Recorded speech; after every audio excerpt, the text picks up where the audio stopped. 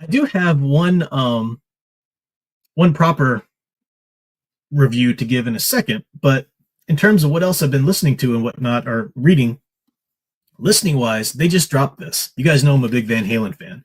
Love all eras of Van Halen, but my favorite is definitely the Sammy Hagar era. And for the longest time there, once Eddie and Alex got back with Dave and whatnot, they would not release the rights or the music to the Hagar era. They wouldn't let, remasters take place. They just wouldn't let that stuff happen. Even, and maybe at the end, they just didn't have time because Sammy Hagar and Eddie Van Halen they'd reconciled at the end there before Eddie passed away tragically.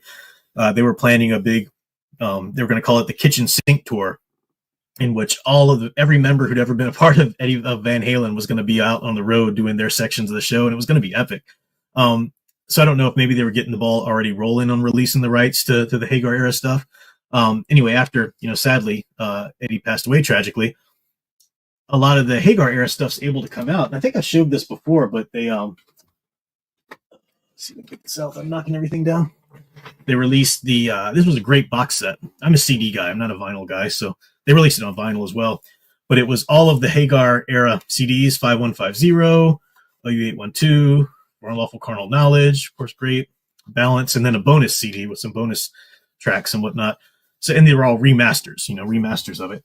But what they just released, I just pre-ordered it and got it the other day.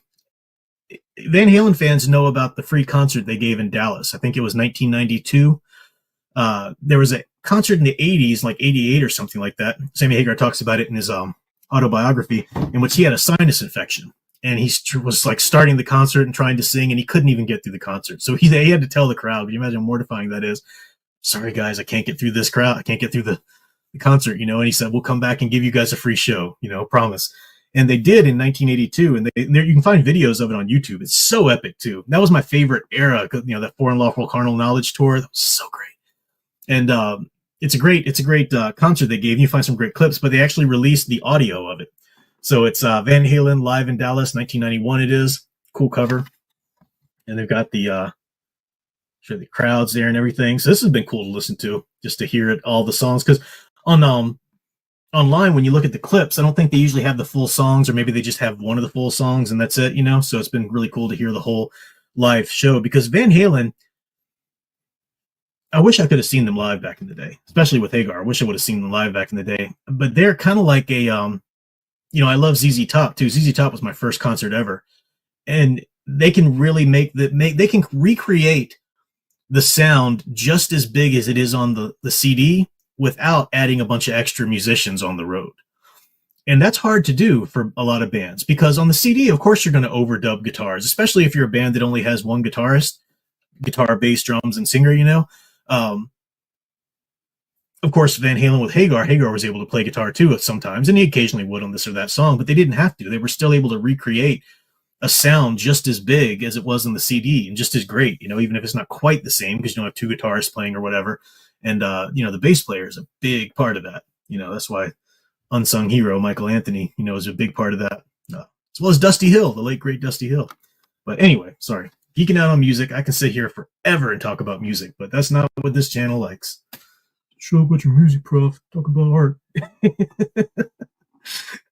The other thing I want to talk about quickly is I noticed the other day that, yes, indeed. A-Smoke says, you truly are a man of culture, Professor. ZZ Top. Heck yeah, ZZ Top. First band ever to see in concert. I saw them on the Antenna Head. Sorry, you encouraged me, so I want to talk about music for a second or two more.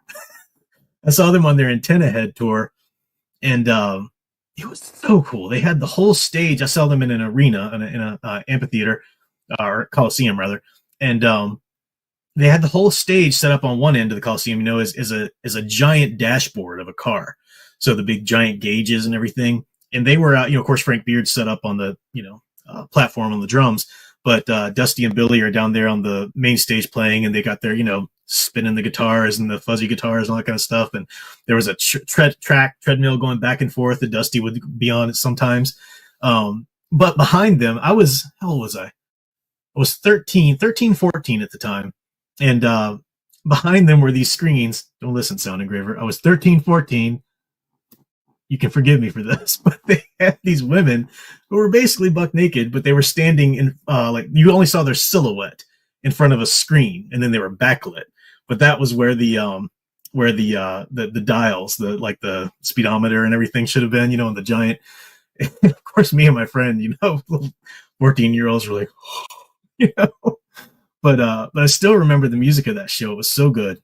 And there was a band that opened for them called Cry for Love, I think they're called.